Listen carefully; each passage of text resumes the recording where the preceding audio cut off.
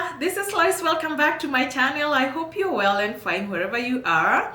I just want to make a quick video today about choosing a province for your Express entry profile. Yes, this is just one of the good tips that you should practice when you are filling your Express entry profile, right? So you all know that 3 classes of Canadian immigration are managed through the Express entry. Okay, and these 3, they are the federal skilled trades, the other one is the federal skilled worker, and the last one is the Canadian experience class. So those 3 are managed through the Express entry. So you've already determined that you qualify for one of these classes, okay? And now you want to create your profile. So there are things that you should be doing and things that you should not be doing, but today we are just going to address that part whereby you're selecting your province of choice. Okay? All right. So you're seated there and you're asking, so which province should I choose? And you know, Canada has 10 provinces, okay? And 3 territories. So it's a huge country. You don't know where to start. And also, you don't want to choose a province and feel like you're stuck with it, because come on, you know, when you select a province and they invite you, then you're stuck with that province. Okay? All right, before we get there, I tell people, make sure you're looking at these 3 main things before you select that province. So you know where that part that says select your province of choice in Canada, you can either select a few, or you can say select all, or you can just select one, right? So there are many things. Do you want to, you know, a lot of people just choose what is popular. They choose Ontario. Other people, they choose Alberta. Others, they choose British Columbia for the weather. Other people, they choose the less popular ones because they think they stand better chances, okay? But before you do all that, those are good things to look at when you're choosing that province. But you need to look at your own individual case, because your facts are going to determine the best province for you. Okay? Yeah, so those ones are secondary. The 3 things that we're going to talk about today are the most important things that you should be looking at. Okay, number 1, know your CRS points. Yes, always know the points that you have even before you create that profile, my friend. Yes, and this is why at times, and I'm not saying that you should always pay somebody, but it's very important when you're creating anything to do with immigration, because this is law. And guess what? The law is never clear. It's never consistent. At times it could be saying this is the way, but then there's so many little other details that are not clear, and you know, you may need professional advice. So it's always good, you know, when you get professional advice, it could be a small price you're paying for a wealth of information that can set you up for success from the first day. And maybe the only thing you paid for was that consultation, that legal professional advice that you got. Okay? So get your CRS call. Know what it is. Understand your CRS the best way possible. Know if you can increase them, if you can help boost your points. Because if you're well armed with your CRS, then you will know exactly where you stand. Why do I say you know your CRS score? If you have a very good CRS score, you do not have to worry about the kind of a province, okay, to choose. You can just select all. You know, in that whole list, you can just go check everything. Okay? Or you can just choose the province you're interested in, because at the end of the day, you're not so worried about a province giving you a nomination. You just want to come to Canada and the choice is going to be yours, right? Because you have a good CRS score. What if you don't have a very good CRS score and you know your profile is only going to be in the pool for a year? After 1 year, it expires, all right? So you have a limited time to be in that pool and your CRS score is low. At that point, you know that you have 2 choices. You can either get a job to boost your points, or you can get a provincial nomination. And here today, we are not going to talk about the jobs because, you know, I think I've talked about that. Getting a job can be an uphill task, but people do get jobs. Don't get me wrong. People do get jobs. And actually, if you're looking for a Canadian job and you need help with that, send me an email, so that we can do a consultation and go through your profile, go through your resume, come up with a Canadian standard resume that is gonna help you in your job search. I do not offer jobs, but I can help you in your job search, okay? All right, we're not talking about jobs. We are talking about provinces. So the first thing we've said, you can get a job. The second one is you can seek a provincial nomination. And this is the most important part that I want us now to address from here on. Provincial nomination. And I've made another video before that talked about the provincial nomination thing, okay? All right. So, before you choose the province that you would like to get a nomination from, it's always good that you know the obligations that come with a provincial nomination. Those are the things that I addressed in the other video.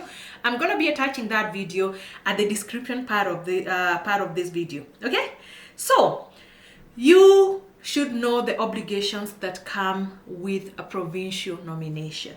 All right, so that was number one. Know your CRS score, because your CRS score is going to help you determine whether you can just choose anything or you can pursue provincial nomination or a job. Okay, number two, know the provinces. Yes, we've said Canada has 10 provinces and 3 territories. Know these provinces for what they are, for the lifestyle they have, for the jobs they have.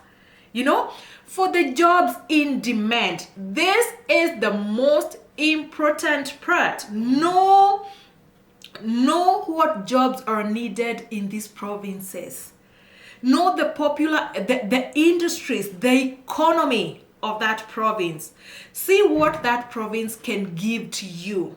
Is it the right province for you? So those are things that you should be doing a lot of research on. Again, I know it's a lot of information, just going through those. You can always call us for a consultation, or you can watch our videos. We keep making some of these videos, and that is free information. You can check that in our YouTube channel. Okay, all right, so know the provinces properly so that you know the province and you choose the province that suits you for all your interest, whether it's lifestyle, cost of living, the weather, you know, quality of life, if you have children, all that. Future immigration plans. So those are things that you should be considering when you're choosing that province. Number 3, this is the best. Know your skill sets properly. You should be able to sit down and define your skill sets. If your skill sets have gray areas, you need to identify that one area whereby you stand out, what you do best, and the skills that you have earned over the years. Okay? And not just that. No, now you're going to combine your skill sets with the needs of the province, because guess what? Every province has got its own needs. Remember we said know the provinces? Yes, that's why you should first know the provinces and then you evaluate your skill set, because now you're going to be able to see where both can marry. Okay? So you will know that you are really good in this, you're a financial person, and this province looks for people with this kind of a skill set. Or you'll know that you're an engineer, and this province actually does look for people with my kind of skill sets. So it's knowing exactly that and matching your skill set with the individual needs of a province.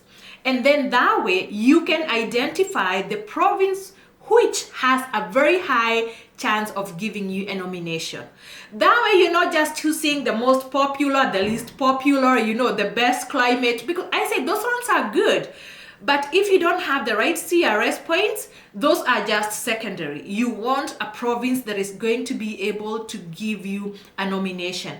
And a province is only going to give you a nomination based on the skill sets in demand, the jobs in demand in that province. So it's your job or your advisor, or you can talk to us and we can help you align your skill set with the jobs in demand in some of these provinces. Okay?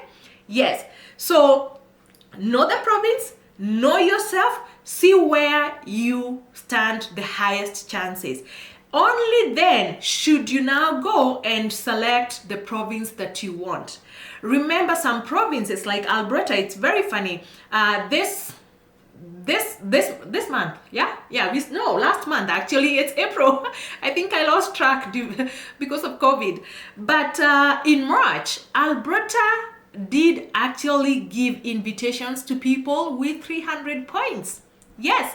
So you need to know the individual requirements of that province. And also, they're also going to have other requirements, other eligibility criteria that you need to meet, right?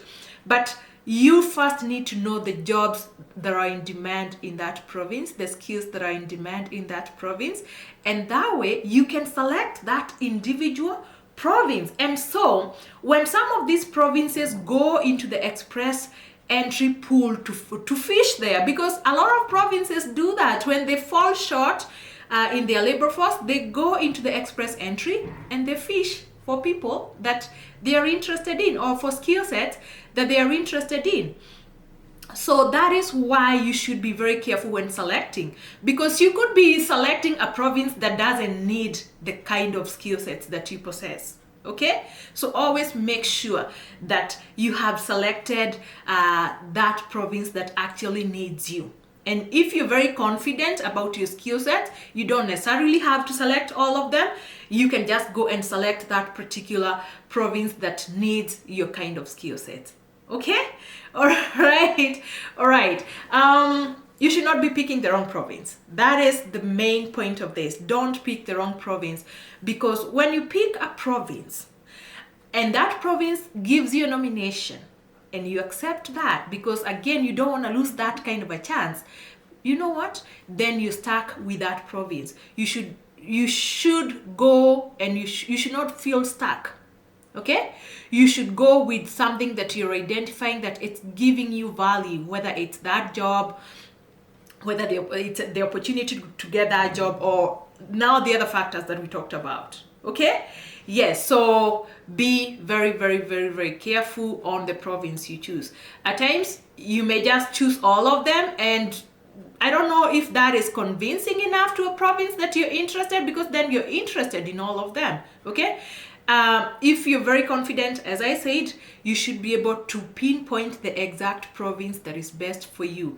If then that's not the case, you can select all provinces. Okay, but then at times you do stand better chances when you've already expressed your interest in that particular province. I know some provinces that want you to pick them specifically, like say that I want to immigrate to this province, and then after that you can even pursue the provincial nomination outside of the express entry. But at that point, you'll have already indicated that that is the province of your choice. Okay, all right, thank you so much for joining me. I hope you keep safe. If you haven't subscribed, please subscribe. I will be coming up with a list of jobs or skill sets that are needed here in Alberta. Okay, next video, watch out for that. Thank you so much. Bye for now.